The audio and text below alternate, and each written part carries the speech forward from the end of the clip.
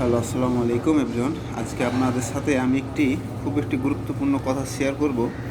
তো সেটি কিন্তু আপনারা দেখতে পাচ্ছেন, আপনাদেরকে আমি কি দেখাইতেছি। তো আসলে আমার এখানে দেখছেন যে দুই কোয়ালিটির কিন্তু স্টিল দেখছেন, রিবার দেখছেন। তো এই রিবার সম্পর্কে আমি কিছু আপনাদেরকে ধারণা দেব। আর এই যে এটি দেখছেন, এটি কিন্তু হচ্ছে 10 মিলি। তো অনেকেই কিন্তু চিন্তিত থাকেন যে আমরা ভালো রড কীভাবে চিনব, এর চিনার উপায় কী। তো আপনাদেরকে আমি একটু ক্যামেরাটা একটু টান দিয়ে দেখাই। এই যে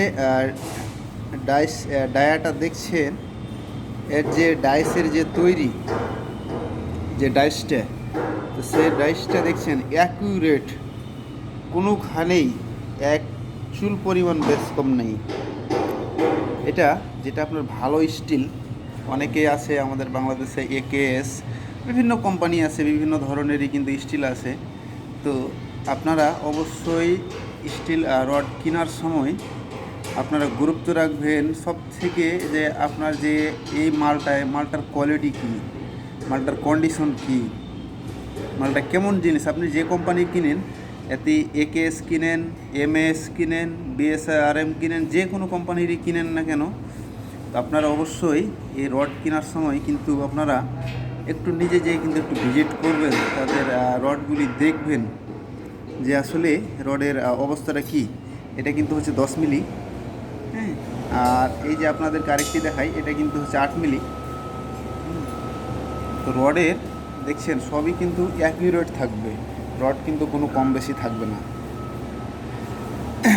তো অবশ্যই আপনারা রডের দোকানে গেলে রডের ডিলারের সাথে, কিংবা আপনারা যদি বাইক খুচরাও যদি আপনারা কিনেন, তো অবশ্যই আপনারা আপনার জিনিস আপনি দেখে নেবেন।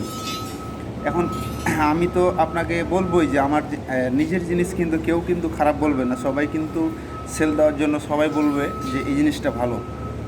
তো যারা কিনবেন তাদেরকেও কিন্তু সচেতন হতে হবে 100%।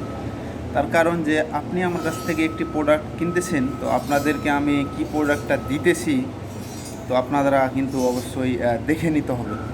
হ্যাঁ, দেখে নিলে কী হবে, আপনি কিন্তু ঠকবেন না। তার কারণ আপনি যদি না দেখে নেন, তাহলে আমি হয়তো 5টা ভালো দিতে পারি, 5টার ভিতরে কিন্তু 2টাই কিন্তু একটা, 5টার ভিতরে যদি একটা যদি আমি যদি অন্য জিনিস যদি দিয়ে দেই, তো আপনি কিন্তু এটা বুঝতে পারবেন না।